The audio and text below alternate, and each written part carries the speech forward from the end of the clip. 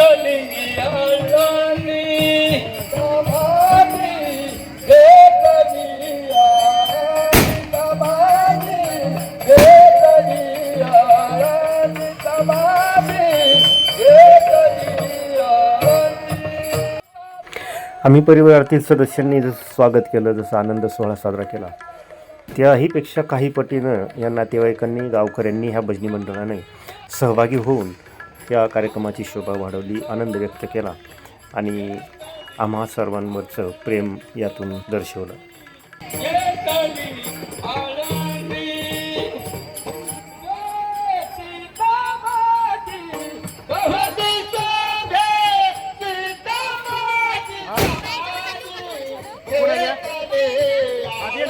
अलीकडे उभा करायचं लाईनीत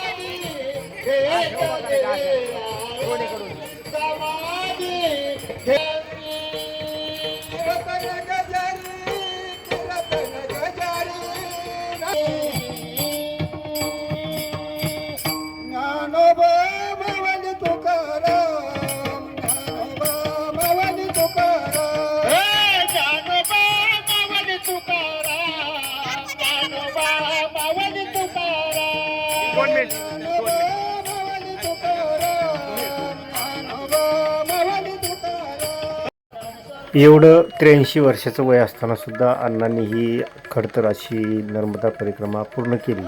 याचा आम्हा कुटुंबियांना, नातेवाईकांना, मित्रपरिवाराला अभिमान आहे.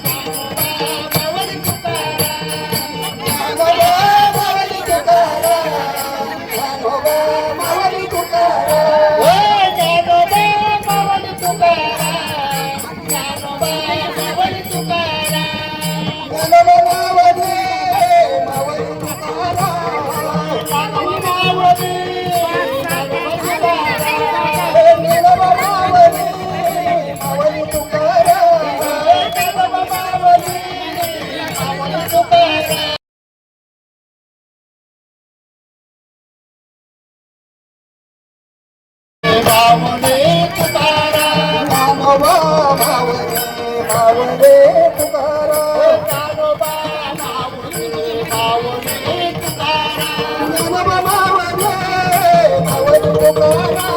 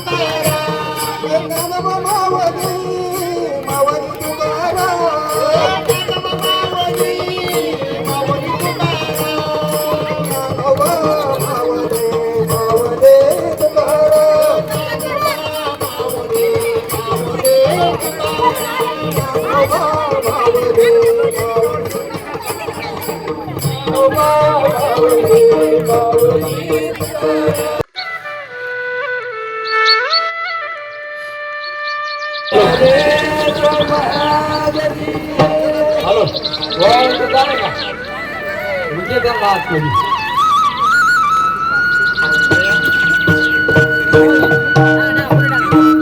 येतोय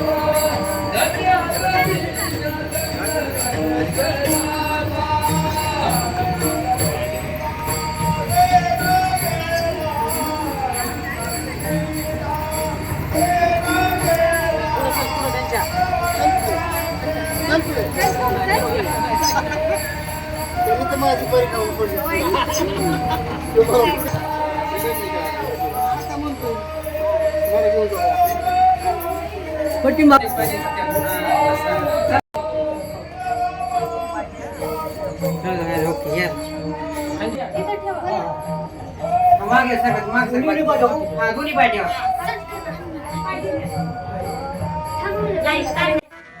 आता ही मिरवणूक गावातून पूर्ण झाली आणि आमच्या वस्तीवर म्हणजे घरी आली.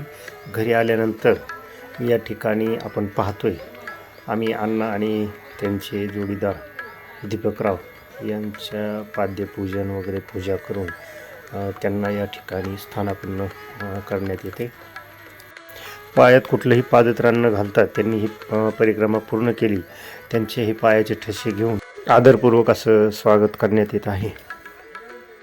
या वेळेला आमच्या परिवारातील सर्व सदस्य, नातेवाईक, गावकरी मंडळी या ठिकाणी आपल्याला हजर दिसत आहेत. आणि हे आता आलेत हे दीपकराव दिसत आहेत. त्यांचंही या ठिकाणी पवित्र अशा पायांचे ठसे घेतले आणि त्यांचीही पूजा करून त्यांचेही आशीर्वाद घेतले. आता हा स्वागताचा कार्यक्रम जवळजवळ संपत आला.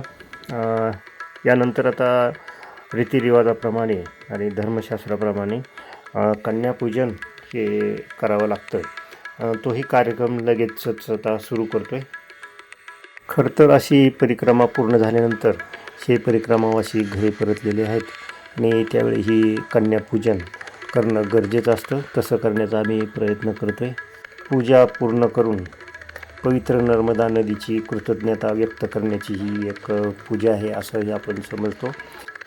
हे लहान लहान ज्या मुली आपल्याला दिसत आहेत ह्या मुलींचा आदर सत्कार करून ही पूजा आपण करणार आहोत. आणि ह्यांची पूजा म्हणजेच देवीची नर्मदेची पूजा आपण करतो आहे आणि त्यांचे कृपा आशीर्वाद आपण प्राप्त करतो आहे.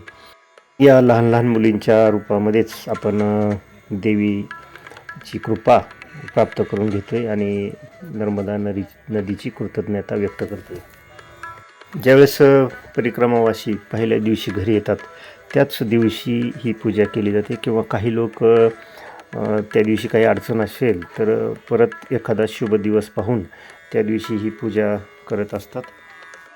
आपण समोर पाहतोय असं लहान लहान मुलींना छानपैकी पाटावर बसून त्यांची यथासांग पूजा करणं चालू आहे. यावेळी त्यांच्या पायाला कपाळावरती हळद कुंकू लावून, फुलं वाहून, नारळ किंवा दक्षिणा देऊन अशा प्रकारची दक्षिणा दिली जाते आपण पाहतोय.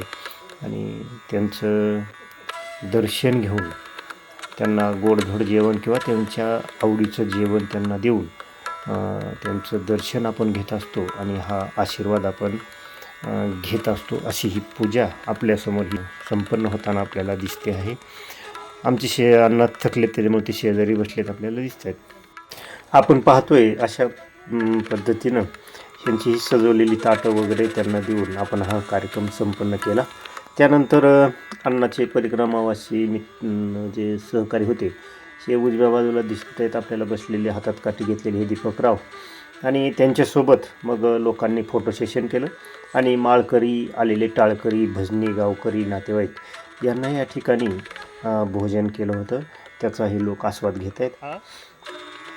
घरी आल्यानंतर मग परिवारातील नातेवाईकांनी, मित्रपरिवारांनी, गावकऱ्यांनी सर्वांनी त्यांच्यासोबत फोटो काढण्याचा त्यांना काही मोह आवरता आला नाही म्हणून सर्वांनीच या ठिकाणी फोटो काढलेत.